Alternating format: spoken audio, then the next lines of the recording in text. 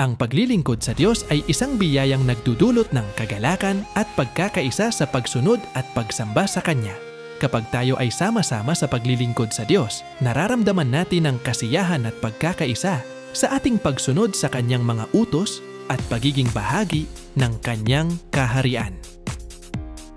Ang pagsasama-sama at pagsasama ng loob sa paglilingkod sa Diyos ay nagbibigay ng mga sumusunod na benepisyo. Una, kagalakan at kapayapaan, joy and peace.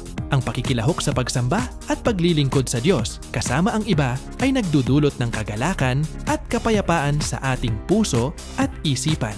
Ito ay nagbibigay ng kaligtasan at kasiyahan sa pamamagitan ng espiritual na pag-angat at kasamaan sa Diyos. Pangalawa, pagsasama-sama at pagkakaisa, integration and unity. Sa pagiging bahagi ng isang komunidad ng pananampalataya, nararamdaman natin ang pagkakaisa at pagmamahalan sa ating mga kapatid sa pananampalataya. Ito ay nagpapalakas sa ating pananampalataya at nagbibigay ng suporta at kalinga sa bawat isa. Pangatlo, paglago sa espiritual na buhay, growth in spiritual life. Sa pagiging bahagi ng isang samahang naglilingkod sa Diyos, natututunan natin ang mga aral ng Diyos at naglalago sa ating espiritual na buhay. Ito ay nagbibigay daan sa ating pagunlad at pagpapalalim sa relasyon natin sa Diyos at sa ating kapwa.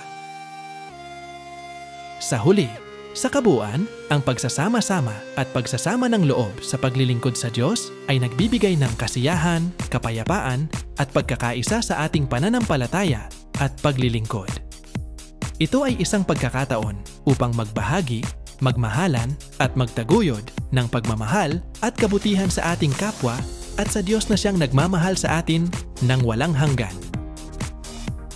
Thanks God! Nawa nagustuhan niyo ang video.